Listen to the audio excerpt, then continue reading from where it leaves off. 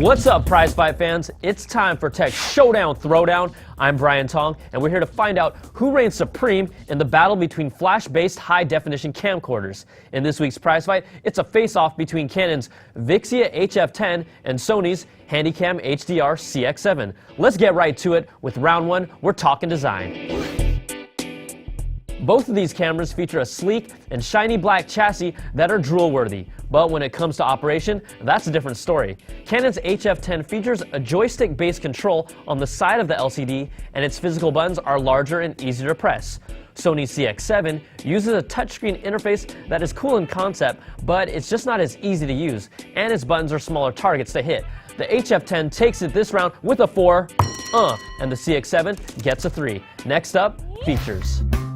The HF10 brings all the connections you can think of without the use of a dock. A key feature is the mic input that many cameras at this level ignore, and it also has manual controls and a longer 12x zoom lens.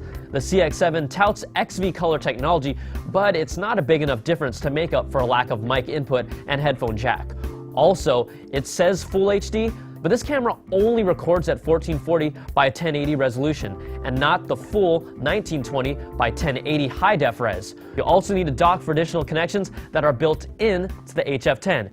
Canon hit Sony in the chin in this round. The HF10 gets a 4, and the CX7 gets a 2. Canon's up by 3. It's gut check time for Sony. Next round is about performance. Flash-based cameras are snappy when it comes to starting up and start-step execution, but autofocus, exposure, and image stabilization are the real indicators.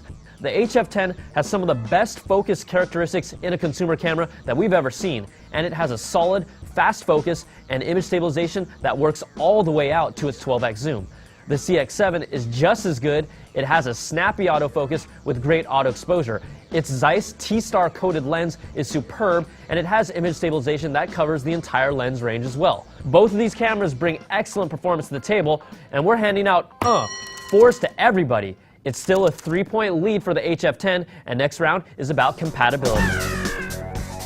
Both of these cameras support AVC HD, so how compatible are they to work with? Well, the HF10 was able to handle playing and editing at both the full high-def and 1440 by 1080 resolutions. It also uses the more common SDHC cards to record media.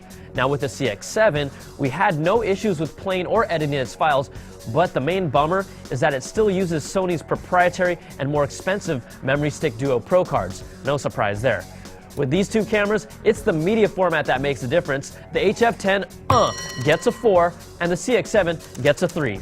The HF10 leads by 4 going into the final round. It will take a miraculous comeback for Sony to take the lead, but it's still not too late for a knockout punch. The final round is about what we care about with our camcorders: video quality.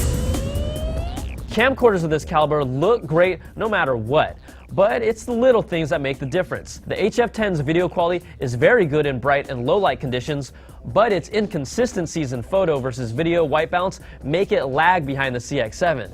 The CX7's ClearVid sensor produces great sharp images as well, but Sony's attention to still image quality gives it the slight edge over the HF10.